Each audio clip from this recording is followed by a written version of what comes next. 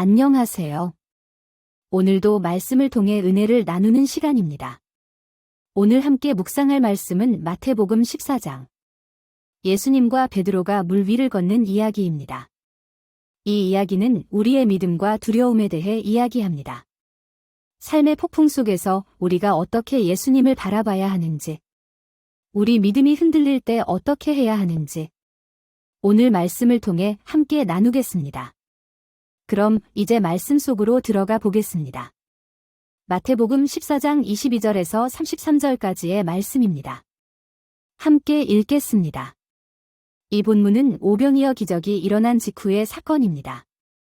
예수님은 제자들을 먼저 배로 보내시고 혼자 기도하기 위해 산에 오르셨습니다.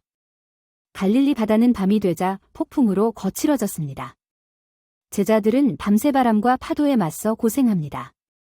바로 이때 예수님께서 바다 위를 걸어 그들에게 다가오십니다. 제자들은 두려워 소리쳤습니다. 유령이다. 예수님은 제자들을 안심시키십니다. 나다. 두려워하지 말아라. 그러자 베드로가 예수님께 말합니다. 주님, 주님이시라면 저를 물 위로 걸어오라 하십시오. 예수님이 말씀하십니다. 오너라. 베드로는 배에서 나와 물 위를 걷기 시작합니다. 그러나 곧 바람을 보고 두려워하며 빠지기 시작합니다. 베드로는 외칩니다. 주님, 살려주세요. 예수님은 즉시 손을 내밀어 베드로를 붙잡으시고 말씀하십니다. 믿음이 적은 자야, 왜 의심하였느냐? 베드로가 물 위를 걷는 장면은 믿음과 의심의 상징적인 사건입니다.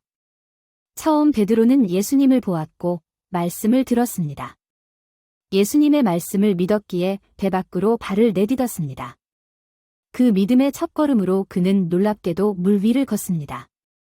그러나 주변의 환경, 거센 바람과 높은 파도를 보는 순간 베드로는 두려움에 사로잡혔습니다. 믿음 대신 현실의 두려움과 걱정에 빠지자 그는 곧바로 가라앉기 시작했습니다. 여기서 주목할 점은 베드로가 다시 예수님께로 즉시 외쳤다는 것입니다. 그는 가라앉을 때에도 예수님을 찾았습니다. 예수님은 즉시 그 손을 붙잡아 구원해 주십니다. 베드로의 이 행동은 우리의 모습과 같습니다. 우리도 믿음으로 시작했지만 현실의 문제를 마주할 때 흔들리고 두려워하며 의심하기 때문입니다. 하지만 예수님은 늘 우리에게 손을 내미시고 구원하십니다. 우리가 살아가는 인생은 마치 갈릴리 바다와 같습니다. 잔잔할 때도 있지만 갑자기 폭풍우가 찾아옵니다. 갑작스러운 질병, 재정적인 위기, 가정의 어려움, 인간관계의 갈등, 예상치 못한 사고나 실패 등 우리는 누구나 예기치 않은 풍랑을 만납니다. 처음 우리가 예수님을 만났을 때는 믿음이 강했습니다. 그분의 말씀에 확신을 얻었고 아무 두려움 없이 믿음의 길을 걸었습니다. 그런데 왜 우리는 인생의 폭풍우 속에서 의심과 두려움에 빠질까요? 베드로의 모습이 곧 우리의 모습입니다. 베드로는 처음엔 예수님만 바라보았습니다. 그러나 환경이 어려워지자 시선을 돌렸습니다. 파도와 바람, 즉 자신이 처한 상황과 문제에 집중하자 두려워졌습니다. 우리도 똑같습니다. 문제가 찾아올 때 우리는 문제 자체에 집중하기 시작합니다. 문제가 얼마나 큰지, 해결이 얼마나 어려운지, 얼마나 우리를 힘들게 하는지에만 집중합니다. 그러다 보면 우리의 믿음은 작아지고 예수님은 점점 멀게 느껴집니다. 그렇다면 우리는 어떻게 해야 할까요? 베드로의 경험에서 배울 수 있는 중요한 한 가지가 있습니다. 바로 시선의 방향입니다. 우리의 시선을 환경에서 돌려 예수님께 고정해야 합니다. 폭풍이 없는 삶을 기대할 수는 없습니다.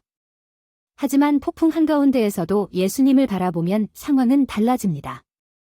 예수님께 시선을 두는 순간 문제의 크기가 아니라 하나님의 크기와 능력을 바라보게 됩니다. 믿음이란 우리의 문제보다 하나님이 더 크심을 아는 것입니다. 두려움은 문제의 크기만 볼 때 찾아오지만 믿음은 하나님의 능력과 그분의 선하심을 볼 때 생겨납니다. 지금 여러분 삶의 가장 어려운 문제를 생각해 보세요. 어쩌면 건강, 경제적 어려움 또는 마음의 상처일 수도 있습니다. 여러분은 그 문제 앞에서 무엇을 바라보고 있나요? 오늘 이 말씀을 통해 예수님께 시선을 돌려보세요. 예수님은 말씀하십니다. 나다. 두려워하지 말아라. 베드로처럼 여러분도 다시 예수님께 외치세요. 주님, 살려주세요.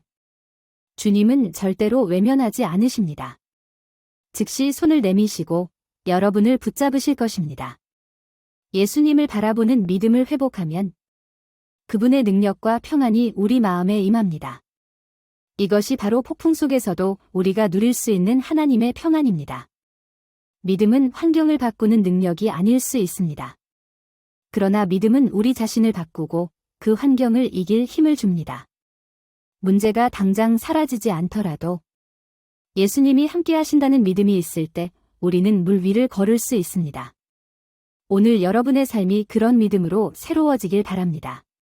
그리고 주변의 폭풍을 만난 이들을 향해서도 예수님의 손길을 전해보세요. 우리가 경험한 그분의 은혜를 나누는 사람이 됩시다. 오늘 우리는 3가지를 배웠습니다. 첫째, 인생의 풍랑은 누구에게나 찾아옵니다. 둘째, 폭풍 속에서 우리의 시선을 문제에서 예수님께 돌려야 합니다. 셋째, 예수님은 항상 우리 곁에서 손 내밀고 계십니다. 이제 함께 기도하며 마치겠습니다. 주님, 우리의 믿음이 흔들릴 때 다시 주님을 바라보게 하소서. 폭풍 가운데서도 함께 하시는 주님을 믿고 의지하게 하소서. 예수님 이름으로 기도합니다. 아멘. 감사합니다. 다음 시간에도 함께 은혜를 나눌 수 있기를 바랍니다. 주님의 평안이 늘 함께 하시길 축복합니다.